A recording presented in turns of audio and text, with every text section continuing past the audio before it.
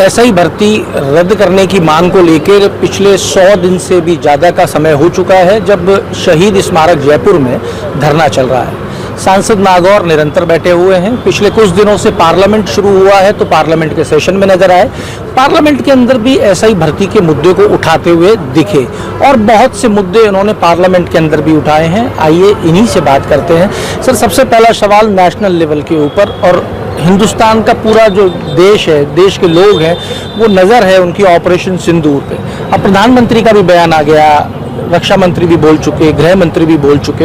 इन सब के बयान के बाद में आप कहाँ हैं ऑपरेशन सिंदूर पे? आपका क्या स्टैंड? देखिए, तमाम जो लोकसभा के अंदर 16 घंटे चर्चा चली ऑपरेशन सिंदूर पहलगाम हमले पे, तो जो सीज फायर किया, ट्रंप कह रहा मेरे कहने सीज फायर किया, लेकिन ट्रंप का जिक्र बीजेपी ने किया ही नहीं कहीं पे। वो कह रही पाकिस्तान घुटनों के बल आ गया, पाकिस्तान ने सरेंडर कर दिया। तो पाक अधिकृत कश्मीर क्यों नहीं लिया, जिसको लेके बीजेपी सत्ता के अंदर आई?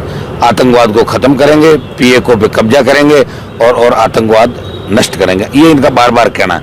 तो देश की जनता प्रधानमंत्री से जानना चाहती है आखिर ट्रंप के दबाव में आपने सीज फायर किया, और इतना अच्छा मौका था कि हमारी सेनाएं ऑपरेशन सिंदूर के अंदर, हम देख रहे थे कि भाई चल रहा था मीडिया पे, लाहौर पहुंच गए, इस्लामाबाद, कराची, तो बस बाकी क्या था? तो कम से कम जो समझौता होता तो पीओके हमारे कब्जे में होना चाहिए था। ये नुकसान हमें आगे भी उठाना पड़ेगा। निश्चित रूप से देश का जवान किसान जिनकी भावनाएं उस समय ये थी कि रोज जिस तरह 26 लोगों को धर्म पूछ के मारा पहलगाम के अंदर, बहुत ये हृदय विदारक घटना थी। और उसमें ऑपरेशन सिंदूर के अंदर पूरी जानकारी हाउस के अंदर नहीं दी गई। ये दुर्भाग्य देश का कि किस तरह झूठ बोला गया और किस तरह झूठ को सच बनाने का हमारी सेनाओं ने पराक्रम दिखाया। हिंदुस्तान की सेना वर्ल्ड की सबसे अच्छी सेनाओं के अंदर मानी जाती है, और हमारे लड़ाके भूखे प्यासे -15-20 डिग्री तापमान तक भी रह रहे सब जगह। आपने देखा होगा नाथुला, लेह लद्दाख और भी जो जहाँ घाटियाँ है, लेकिन जो सेना का मनोबल है निश्चित रूप से सरकार ने गिराने का प्रयास किया।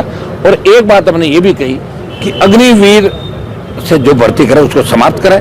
जब तक अग्निवीर की भर्ती को समाप्त नहीं करेंगे, पुराने जो बच्चे लास्ट में जिनके मेडिकल हो गए, फिजिकल हो गए, एग्जाम दे दी नेवी, एयरफोर्स और सेना के अंदर, उनको आप ज्वाइनिंग दिलाएं और अग्निवीर समाप्त करें। ये हमारे प्रमुख मुद्दे थे और हमने लोकसभा की बहस के अंदर भी यही बात कही। लेकिन दुर्भाग्य से न तो कांग्रेस जवाब ले पाई और न बीजेपी जवाब दे पाई।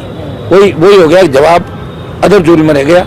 आखिर सीज फायर क्यों किया और किसके कहने से किया? प्रधानमंत्री ये स्पष्ट रूप से उन्होंने कहा बयान के अंदर कि किसी नेता का इन्वॉल्वमेंट नहीं था। दबाव में, भारी दबाव के अंदर प्रधानमंत्री दबाव के अंदर है।